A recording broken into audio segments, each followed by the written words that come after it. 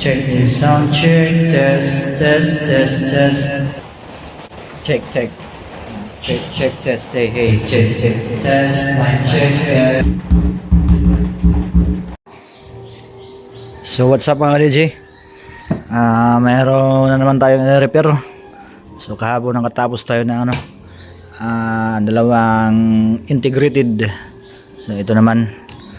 So ito nang araw pa to na dumating dito sa akin. Ang problema hindi ko to ma-priority kasi dinala sa akin ng may-ari. Ganito na DIY ng may-ari. Tanggal yung mga kapasitor. Then marami pa siyang kalkal dito. Yan, dito pa pinaharapan tayo. Ito naman palitan natin yan. So dito meron siyang mga resistor hinang. Yan problema to. Kasi daw to?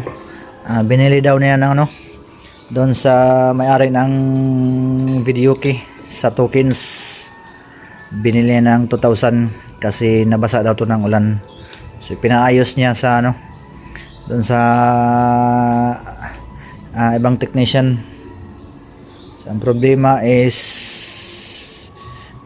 hindi nagtagal.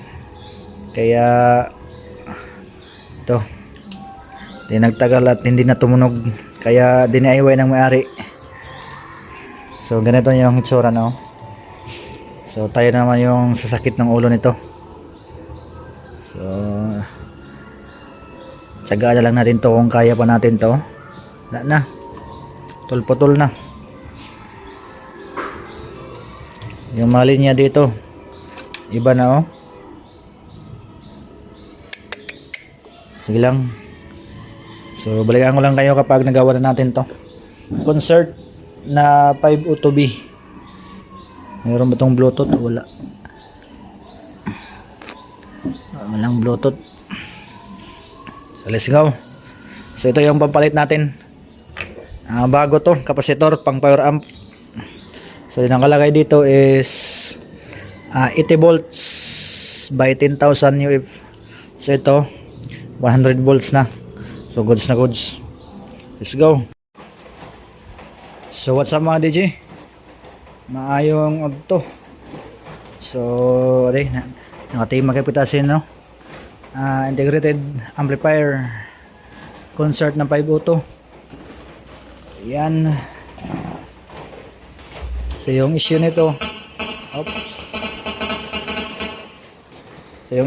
is dinala ng may-ari dito na DIY niya. So tagod-tagod lahat yung mga board nito. Marami siyang ginalaw na pyesa at linya. So nahirapan ako dito guys. So bali pagdating dito sa akin wala nang filter cap. So akin to bago pang power amp. Yan, mas maganda kasi mas malaking voltahe. Pero yung UF niya is ganun pa din. Yan. So dito tayo nahirapan sa relay. Palitin tayo na ng mga transistor. And then dito yung mas pinakamahirap kasi dito ginalaw ng may-ari. Yan kung nakikita nyo. Sinam ko lang yung volume dito kasi bitak-bitak to yung linya hanggang dito sa tone control ng mic section. Yan. So makikita nyo yung mga kulay blue, mga bago na yan. Yan, mga bago.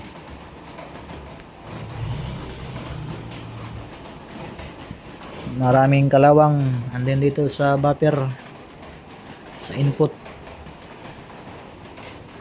Yan, din nagpalit tayo ng volume control. Bago din to. Volume and then treble. So itong echo and level. Itong level yung volume ng mic. Mga bago din to. So yan. Testing natin.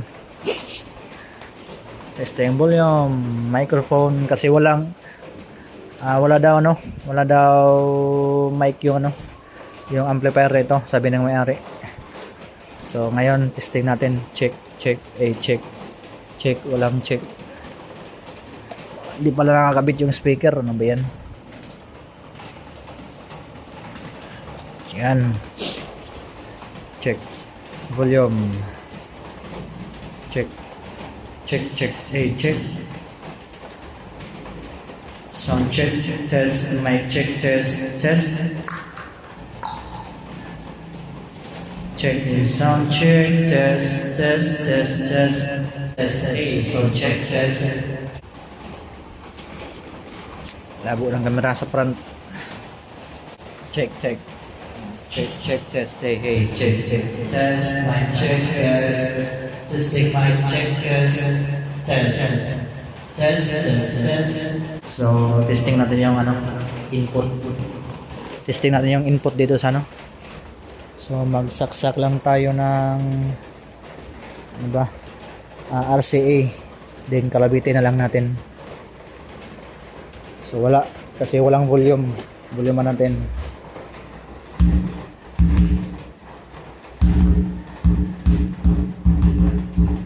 So, kung mapansin nyo, nakabalb pa rin tayo. So, lipat na lang natin maya kapag na sound check tayo. Lipat natin sa 220. Goods na.